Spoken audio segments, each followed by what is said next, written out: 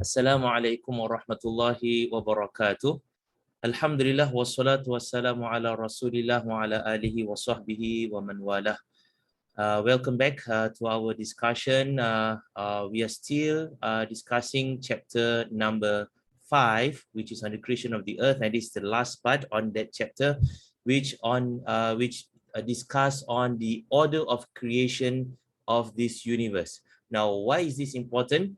Because the traditional prevalent view among many, Muslims, whether they are scholars or non-scholars, is that the earth was created first, and only after that the heavens came after the earth.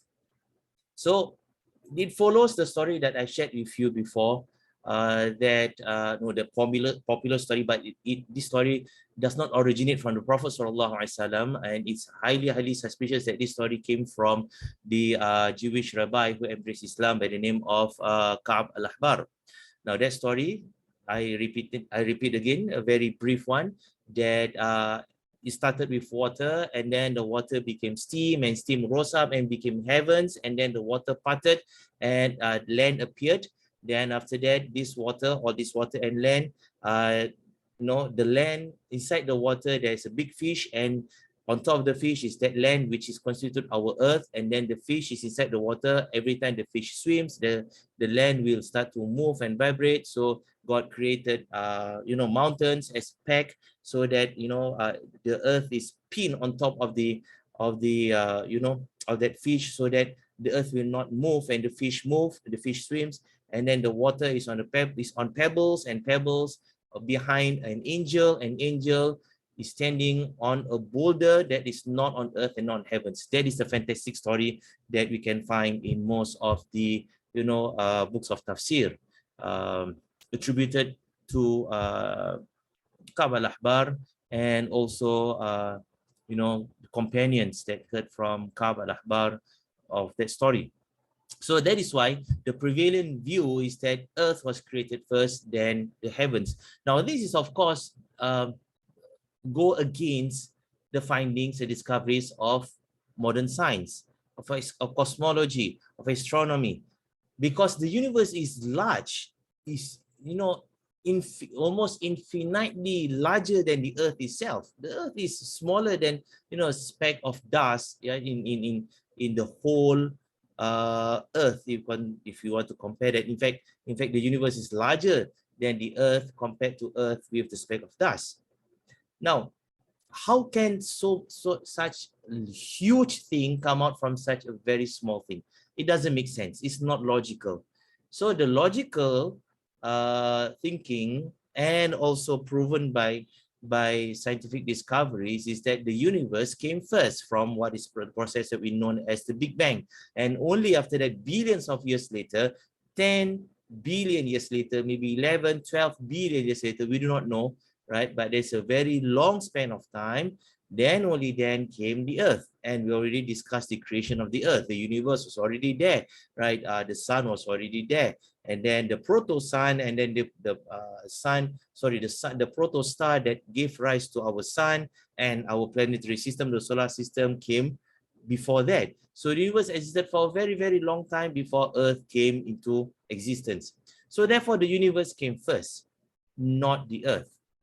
But you look at the Quran, right?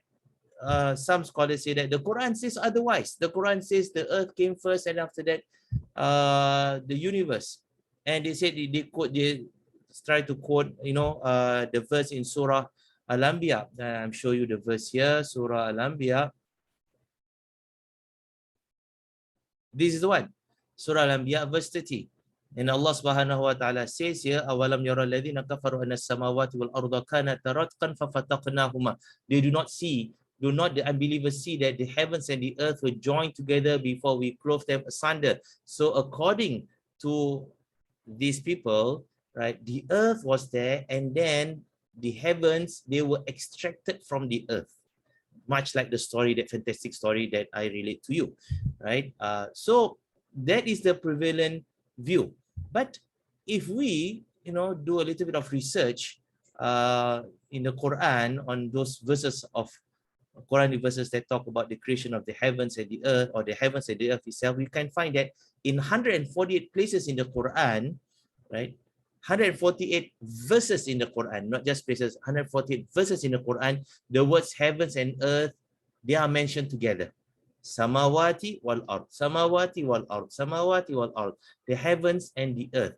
And in all of these 148, except two, means 146 verses of the Quran that mentions heavens and the earth together in one breath, in one verse, the samawat, the heavens, come first.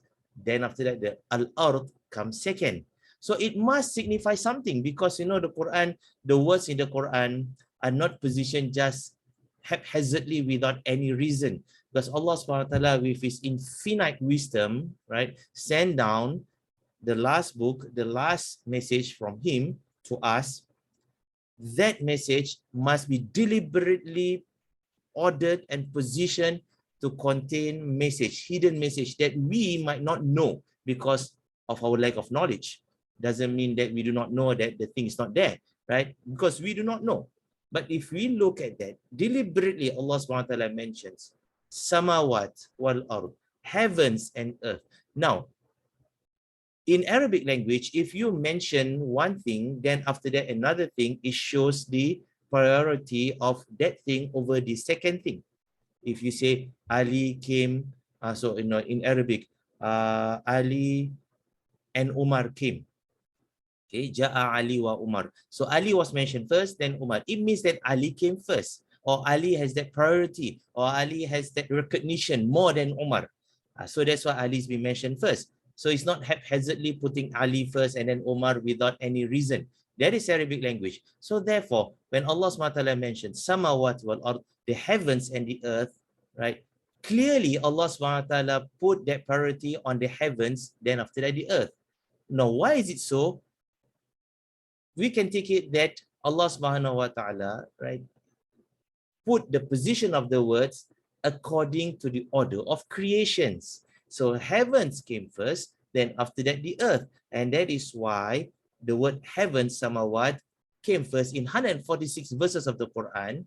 Then after that the earth came second. Only 2 verses of the Quran that the word earth came first, and then samawat, the heavens, came second. And these 2 verses, you can find them in Surah Taha, verse 4, and Surah Ibrahim, verse 48. Now, in Surah Taha, verse 4, Allah SWT says here, تَنْزِيلًا مِّمَّنْ خَلَقَ الْأَرْضَ وَالسَّمَاوَاتِ الْعُلَى, which means a revelation. This Quran is a revelation from Him who created the earth and the heavens on high. So, the word earth came first, and then the heavens came second. Why? There must be a reason. And I will share with you the reason after this. Right? Now, the second verse is in Surah Ibrahim, verse 48. Allah SWT says here, يَوْمَ تُبَدَّلُ الْأَرْضُ غَيْرَ الْأَرْضِ وَالسَّمَاوَاتِ. On day, the earth will be changed to a different earth, and so will be the heavens. Again, the earth came first, and samawat, the heavens, came second. Only 2 verses in the Quran that Allah subhanahu wa ta'ala mentions earth first and then heaven second. In all other places, 146 verses of the Quran, Allah mentions heavens first, samawat, and then al-ard comes second. Now, look at Surah Taha verse 4. Allah subhanahu wa ta'ala mentions earth first, then heaven second. Why? What is the reason? Because, right, in Surah Taha, if you read Surah Taha from the beginning, and this is just verse 4 from the beginning, you can see the rhyme. The rhyme that Allah SWT ends every verse, and it rhymes. Allah SWT starts this Surah Taha with the word Taha. A'udhu billahi minash-shaytanir rajim. I'm going to recite Surah Taha. A'udhu billahi minash-shaytanir rajim. Bismillahirrahmanirrahim. Taha ma anzalna alayka al-Qur'ana litashqa إلا تذكرة لمن يخشى تنزيلا ممن خلق الأرض والسماوات العلى الرحمن على العرش استوى له ما في السماوات وما في الأرض وما بينهما وما تحت الثرى. 6 verse, and it continues, right? But if you look at the six first verses of the Surah Taha, it always ends with Taha ma zana alaikal Quran litashqa illa tadhkiratan liman yakhsha tanzilan mimman khalaqal arda was samawati ula, and then ar-rahmanu 'ala al-'arshis tawa. So to rhyme that, Allah Subhanahu wa Ta'ala used the word al-ula. This verse 4 here. Al-ula means high. What is that thing that is high? Of course, the heavens. That is why Allah SWT cannot put al-ard here. Allah SWT cannot say that tanzilan, this is the revelation that created the heavens and the earth on high. No, it doesn't make sense. The one that is high is heavens. So Allah SWT put heaven second because Allah wants to rhyme the ending of that verse with the previous verses and the verses that follow it. That's basically the reason. It doesn't mean that the earth was created first and then the heavens came second. No. The purpose is because to rhyme those verses in the Quran. Okay, that is Surah Taha. Now, if you look at Surah Ibrahim, verse 48, Allah SWT says, Allah talks about the day of judgment, not this physical universe. So on that day of judgment, Allah will replace this physical earth with another physical earth. On that day, this earth will be changed to a different earth. So therefore, Allah has to mention the earth first because Allah SWT is talking about the earth. So Allah says, the earth will be changed to another earth, and so will be the heavens. So the heavens come second. Why? Because Allah mentions about the earth. That is why Allah puts the word earth first. So the heavens also will be changed. So on that judgment day, right, everything will be destroyed. This physical universe will be destroyed. The whole universe, all the 7 heavens will be destroyed. And then Allah will recreate, Allah will create again a place where, people, all these humans from the time of Nabi Adam alayhi salam to the last human will be resurrected and stand on the great plain. Where is that? That will be on a planet similar to our earth. When it talks about earth similar to our earth, that planet similar to our earth, so therefore the gravitational pull is the same. The content of the air might be the same. We do not know, but the earth is there. Allah SWT mentions, and the earth must exist in a space-time continuum. So therefore, the heavens will be recreated again. After it's been destroyed by Allah SWT, Allah will create the heavens again. And the earth will be inside those heavens. And what does modern cosmology say? Modern cosmology says that we have a Big Bang. The universe is expanding. There will come a time, most probably, we do not know yet because currently our data does not show otherwise, but it might be that the expanding universe will stop, and then the gravitational pull of the whole universe will make it contract again. And as it contracts and contracts, get smaller and smaller, the stars will get packed together, and then it will end into that infinitely small point, which is called, or they call it as the Big Crunch. Then after that, we do not know what's going to happen after that, but just speculation from astronomers, from cosmologists, from scientists. They say that when everything join back together, then somehow or other there will be a force that caused the universe to expand again. So the universe will bounce again into another universe. So it is a infinite cycle of Big Bang to Big Crunch and cause another Big Bang to Big Crunch. So therefore they speculate that our universe actually came from the universe before this that collapsed and then bounce back into our universe, and our universe will collapse again and then bounce back to a future universe. That is just speculation. Data does not show that, just some wild mathematical equations, right? So, scientists, physicists, cosmologists, they like to play with their equations, but it does not necessarily reflect reality. But again, that's what modern cosmology says, right? Some of the theories. But Allah SWT mentions here, and of course we uphold Quran higher than all these modern science, because modern science, some of them speculations, it's expanding, is self-correcting, but the Quran is the truth.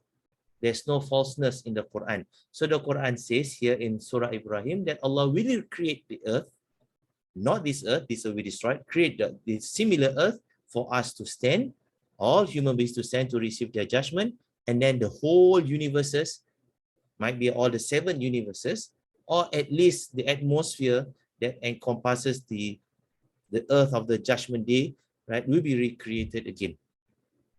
We do not know the mechanics of that day, right? The physical rules, right? Most probably or certainly different than our own physical rules in this universe. Right? The rules, the scientific laws of this universe is confined to this physical universe. In this physical universe, you throw up, gravity pull, it pulls down. But in another universe, it might be reverse. You throw up and it will go straight away like a rocket going up there, being pulled up. So we do not know, right? So it might be something that is illogical. In this universe, we have 4 dimensions. We have length, breadth, and height and time. But in another universe, future universe, or maybe other universes, the second, third heavens, there might be another different physical rulings. There might be more dimensions, 6, 7, 10 dimensions in ways that we cannot imagine. So it's different ruling. But whatever it is, the point here is that in Surah Ibrahim, why Allah mentions the earth first rather than the heavens first, because Allah starts this verse with the mention of the earth. The earth will be changed with another earth, and then the heavens also. So it does not mean that the earth was created before the heavens. So the majority of the verses in the Quran mentions that. But if you look at, let me open this thing. Okay, in Surah Al-Baqarah, right? In Surah Al-Baqarah, in Surah Fussilat, these 2 verses somehow rather like throwing the hammer through the discussion, or throwing the spanner to the discussion. In Surah Al-Baqarah, Allah mentions here, in verse 29, and this is the conundrum that face scholars. Allah SWT says here, الذي خلق لكم ما في الأرض جميعا ثم استوى إلى السماء فسواهن 7 سماوات وهو بكل شيء عليم. It is He, Allah, who hath created for you all the things that are on earth. Okay, fine. Everything's on earth. But then here, Allah SWT used the word thumma. Thumma can also means and then, after that. And then, right? If Allah used the word wa, means and. But if Allah used the word thumma, means and then. That is the meaning of thumma. So thumma signifies, an order of time. If I say Ali wa Umar came, Ali and Umar came. So it might be Ali came first or Umar came first, doesn't matter, because the word wa here, the conjunction and here, does not signify order. It might be, I may not be. But if I use the word Ali thumma Umar came, it means that Ali came first and then Umar came second, because I use the word thumma. There's a conjunction, thumma. So Allah is the word conjunction, thumma here. And then He directed, thumma stawa ila sama, and He directed His will to the heavens, to the heaven, one heaven. Fasawwahunna 7 samawat, and He made the heaven into 7 heavens. Wa huwa bikulli shay'in alim, and of all things He hath perfect knowledge. So therefore, right, you look at this verse, on the surface of it, it's very clear here that Allah SWT created the earth and everything on earth for us. And then after that, Allah directed His will to the heavens. And then Allah created, and that will is that Allah created the heavens into 7 heavens. So it's somehow rather telling us that the earth came first and then the heavens came second, because Allah used the conjunction thumma, which means and then. And then you look at Surah Fussilat, verse 11, which is the one that we discussed, after Allah SWT mentions about the creations of the earth, قل إنكم لتكفرون بالذي خلق الأرض في يومين وتجعلون له أندادا ذلك رب العالمين وجعل فيها رواسي من فوقها وبارك فيها وقدر فيها أقواتها في 4 أيام سواء للسائلين. And after that, Allah subhanahu wa ta'ala created the earth. No, Allah subhanahu wa ta'ala said, ذلك رب العالمين وجعل فيها رواسي, and Allah made mountains high aloft on the earth, and Allah blessed the earth with all the sustenance. وقدر فيها أقواتها, in 4 days, sawa'an, in equal proportion to those who asked. Then after that, verse 11, Allah subhanahu wa ta'ala says, ثم استوى إلى السماء, and then he directed his will to the heaven. Much like in Surah Baqarah, ثم استوى إلى السماء وهي دخان, and the heaven was in a state of, dukhan, smoke, haze, or whatever you call it. وهي دخان فقال لها وللأرض ائتيا طوعا أو كرها, and Allah subhanahu wa ta'ala asked the heavens and the earth, ائتيا طوعا أو كرها, come to me willingly or unwillingly. قالتا أتينا طاعئين, and both say that we come to you, O God, O Lord, willingly. Then Allah subhanahu wa ta'ala fasawwahunna sab'a samawat, and Allah subhanahu wa ta'ala fashioned the heavens into 7 heavens.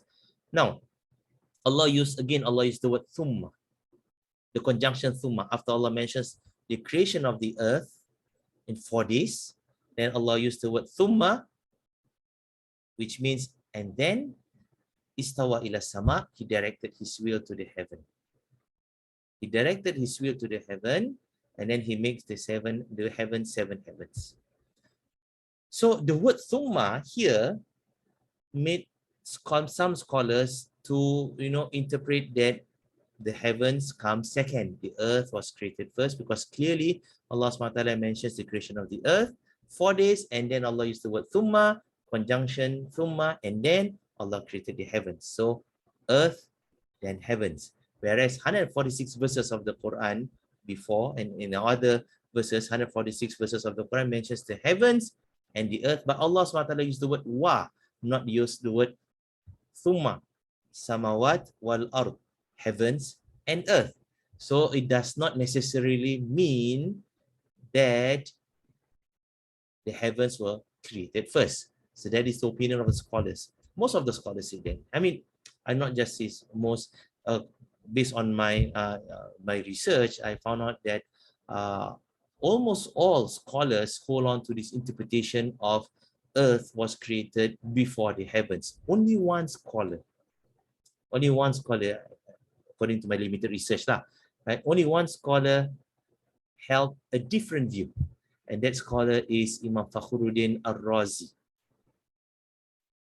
Okay, Imam Fakhruddin Ar-Razi, okay, he was a great scholar, but he's more popular with a scholar of theology rather than a scholar of jurisprudence.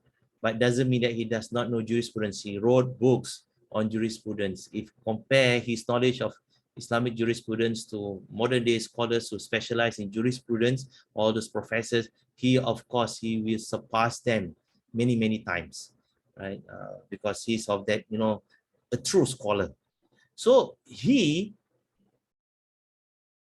wrote a tafsir, the exegesis of the Quran, and it's a huge tafsir. And he named his tafsir as Tafsir al-Kabir, the huge tafsir, the big tafsir, right? The enormous tafsir. And it was huge.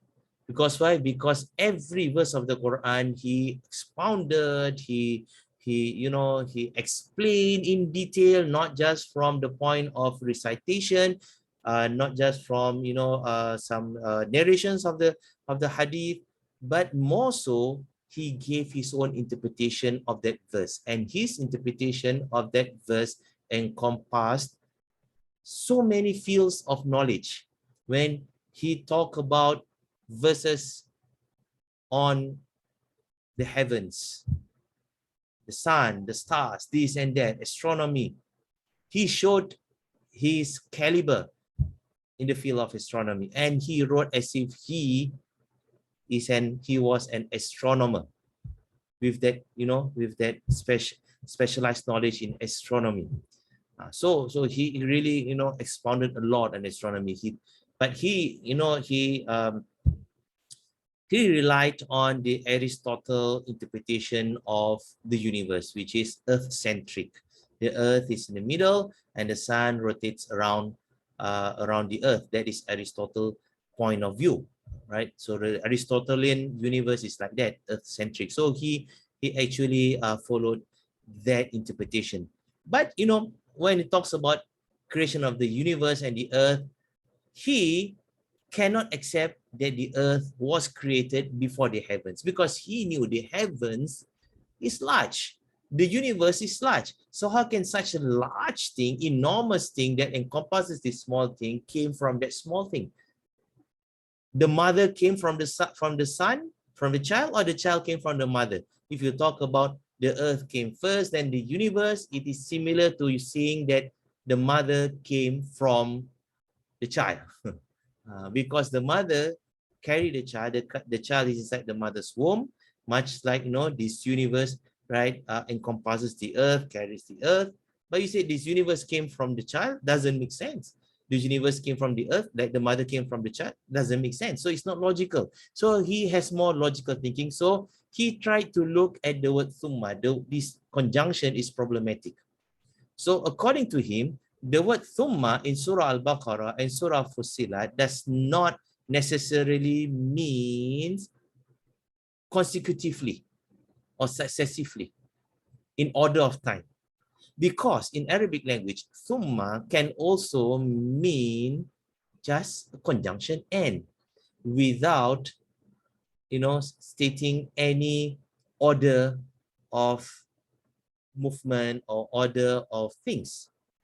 So it's not consecutively. It does not mean just successively. It can also mean and, so it can be the other way around. So according to him, right, these two verses of the Quran here, and Allah SWT says here, if you are created to you all things and on earth, and Allah used the word thumma, conjunction thumma, it does not mean that the earth came before the heavens. It's just, another conjunction of and. So it means that, right, they are on earth and he directed his will to the heaven and made them to 7 heavens. So just like that. So it does not necessarily means that the earth must come before the heavens. And so does this verse in Surah Fussilat, verse 11. The word thumma here does not mean successive creation or in order. Earth, then after that, in order, earth, then after that, the heavens. No, it's actually just the word and, heavens and earth. Just like any other verses of the Quran, Allah SWT mentions heavens and earth. So here Allah mentions earth and heavens. So it does not mean that creation. But how do you know that the heavens came first, then after that, the earth? Now, there is one verse that clearly states that you cannot interpret in any other manner. In these two verses of the Surah Fussilat and Baqarah, you can, use another meaning of thumma to mean just the word conjunction and without any order, right? So because there are two meanings of thumma. So it is ambiguous. But another verse of the Quran, you cannot interpret in any other manner. It must be in order, successively, consecutively. And what is that verse? Where is that verse? The verse in Surah An-Nazi'at. From verse 27 to verse 30. Allah SWT says here, أَأَنْتُمْ أَشَدُّ خَلْقًا أَمِ السَّمَاءُ بَنَاهَا رَفَعَ سَمْكَهَا فَسَوَّاهَا وَأَغْطَشَ لَيْلَهَا وَأَخْرَجَ ضُحَاهَا وَالْأَرْضَ بَعْدَ ذَلِكَ دَحَاهَا. Then Allah SWT continues about the earth itself. أخرج منها ماءها ومرعاها والجبال أرساها متاعا لكم ولأنعامكم. All those things concerning the earth. But it starts with what? The creation of the heavens. Allah SWT asks this rhetorical question. Are you harder to create or the heaven? Are you harder to create or the heaven? Of course, the heaven is much more difficult to create than ourselves, because we are just a creature. Whereas this heaven is a very complex being, complex creation. So Allah SWT says, don't be so arrogant. You are nothing. You're just a speck on planet Earth, and the Earth is not even a speck compared to this universe. So you are nothing actually. And Allah SWT says, this heaven, banaha, He made it, He created it, He built it. The word bana means build. So He built this universe. How did Allah SWT build this universe? Allah mentions after that, verse 28, He raised its height. Rafa'a samkaha. So make the heavens huge. So raise its height means makes it so huge. Fasawaha, and put it in right good state. Or He makes it equivalent. Now, this is very amazing because according to modern cosmology, our universe is uniform. It is so uniform that it is as if, right, you have a crumpled cloth and then you iron it so straight that you put a laser, there's not even a speck of crumple, not even a thread that is above that flatness of that piece of cloth. Now, the universe is like that. How you want to signify that? It is the uniformity of stars and what do you call it, galaxies across this universe. So the universe is so uniform, it's so, spread out equally. And Allah used the word sawaha. Sawa means to make it uniform, to make it straight, right? To make it, spread out equally. That is the incredible thing that if you look at this verse. Previous scholars, they do not have the privilege to know about modern cosmology, and when they say fasawaha, they interpret it as what? Made it right good state. How to make it right good state? We do not know, but Allah used the word sawaha, and the best interpretation that we can give is that make it into right good state. That's it. But now we know that it's deeper than that. Why Allah used the word, deliberately used the word sawaha? Modern cosmology shows that it is sawaha. It is sawiyun. It is uniform. It is straight. This universe. That is incredible. So verse 28. So how Allah built this universe? Allah raised it high, make it big. Expansion of the universe. And we talked about the expansion of the universe before. We call it the inflationary universe. That is a very, very small period of time, less than microsecond, less than the blink of an eye. The universe has been expanded to this huge stage. So Allah raised it high and Allah make it uniform. And He made it dark, it's night. And He brought out its light. Again, incredible usage of word. Akhtasha means not just make it dark, Allah encompasses it. Allah close it. The akhtasha means like, you have somebody and then you cover that person with cloth. So the word akhtasha is like that. Akhtasha means you cover that person totally with a cloth so that it becomes dark. Or you covered it totally. So Allah covered this universe with darkness.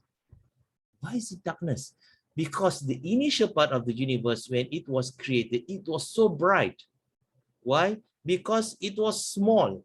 This universe was incredibly small and it was intense heat, incredible heat, millions and billions of, temperatures, degrees Celsius. So it was so bright. Then in the blink, less than the blink of an eye, it expanded so huge, that it becomes dark.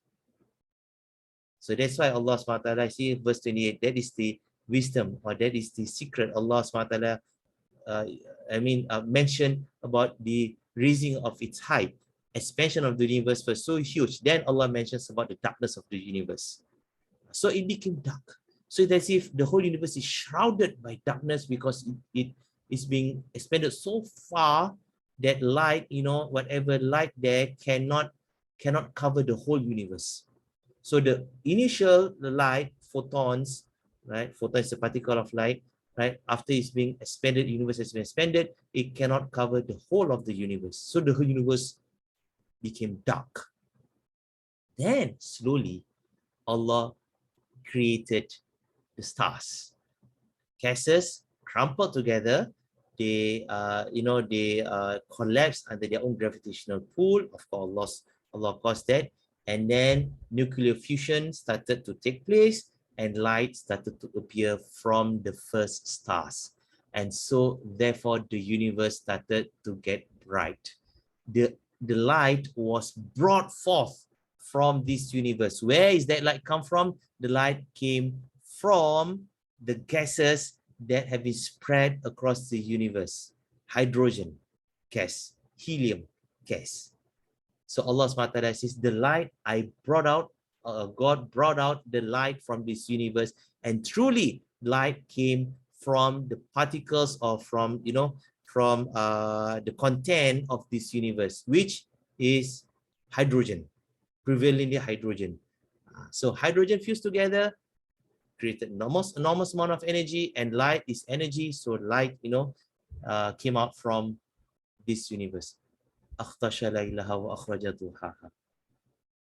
Very clear proof, irrefutable proof that Quran comes from Allah subhanahu wa ta'ala, not the creation of any humans nor jinns, because this knowledge, right, is not available to people back then. And then here comes the keyword, wal arda ba'da dhalika dahaha. After Allah mentions about this universe, about the darkness and then the light that comes from the universe, its expansion of the universe and the uniformity of the universe, then Allah SWT mentions al-ard and the earth. But here, very clearly, Allah used the word ba'da dhalika. No other interpretation. Ba'da dhalika means after that. Can you interpret in other manner than the word after that? You can't. The word after that very clearly says that the earth, after that, Allah expanded it. It means that after the creation of this universe, Allah expanded the earth. So Imam Fakhr Razi used this verse and pointed out that this verse clearly states that the universe came first, then after that, the earth. You cannot have any other interpretation other than that consecutive creation, the order of creation. So whatever interpretation that the universe came second, that can be refuted if you look from another angle, from another usage of the word thumma, the conjunction thumma of the verse in Surah Baqarah and Surah Fussilat. But here you cannot have any interpretation. So therefore, very clearly, Al-Quran states that the universe came first, then after that, the earth. But somehow rather, thousands of years, scholars, right, of the Quran, many of them, majority of them hold to that notion that the universe came second, the earth came first. Why? Because of that, Israeliyat, the story that has been injected into the Islamic tradition by the Jewish rabbis, the Christian priests that narrated the story that they found in the Bible, because the Bible states clearly that the earth came first, and after that, the universe. The Bible states that clearly.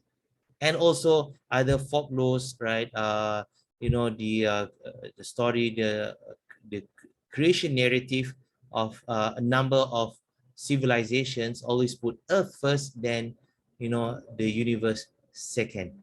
Only in the Quran that Allah SWT mentions clearly universe came first, then after that the earth.